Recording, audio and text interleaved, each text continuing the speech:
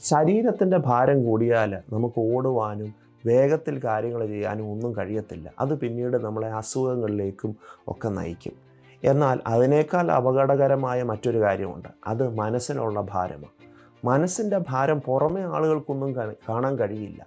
എന്നാൽ ഈ ഭാരം വർദ്ധിച്ച് നമ്മൾ ക്ഷീണിച്ചു പോകും. ആകുലത എല്ലാ മനുഷ്യനെയും അലട്ടുന്ന ഒരു മാനസികമായ ഭാരമാണ്. അതിനെ നമ്മൾ ശരിയായ വിധത്തിൽ ട്രീറ്റ് ചെയ്തില്ല എങ്കിൽ നമ്മളെ ആ ഭാരം കീഴ്പ്പെടുത്തും, നമ്മളെ തളർത്തിക്കളയും. ആകുലപ്പെട്ട് ഒരു ജീവിതം മുഴുവൻ കരയാനും സങ്കടപ്പെടാനും അല്ല ദൈവം നമ്മളെ വിളിച്ചിരിക്കുന്നത്. ദൈവം നമ്മളെ വിളിച്ചിരിക്കുന്നത് സന്തോഷിക്കുവാനാണ്.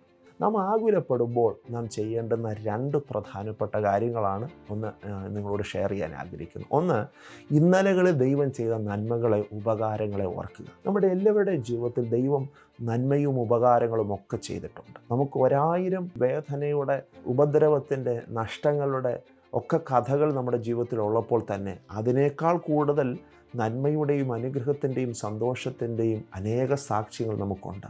ദൈവം നമുക്ക് ഒത്തിരി ഉപകാരങ്ങൾ ചെയ്തിട്ടുണ്ട്. ആയിരമായ ഉപകാരങ്ങൾ ഓരോ ദിവസവും ദൈവം നമുക്ക് ചെയ്തിട്ടുണ്ട്. എന്നാൽ പലപ്പോഴും അതിനെ നമ്മൾ ചിന്തിക്കാറില്ല.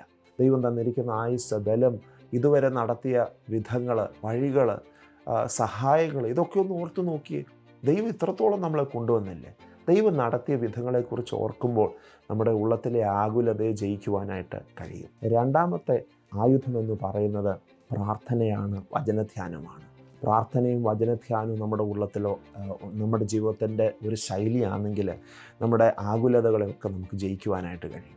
നമ്മൾ ഹൃദയം തുറന്ന് ദൈവത്തോട് പ്രാർത്ഥിക്കുമ്പോൾ, ഹൃദയത്തിലെ ഭാരങ്ങൾ ദൈവത്തിൻ്റെ കയ്യിലേക്ക് പകരുമ്പോൾ ദൈവം നമുക്ക് സമാധാനത്തെ തരും. പ്രാർത്ഥനയും വചനധ്യാനവും കുറയുമ്പോഴാണ് ആകുലത നമ്മുടെ ജീവിതത്തെ അറ്റാക്ക് ചെയ്യുന്നത്. ഒന്ന് ശ്രദ്ധിച്ചു നോക്ക്.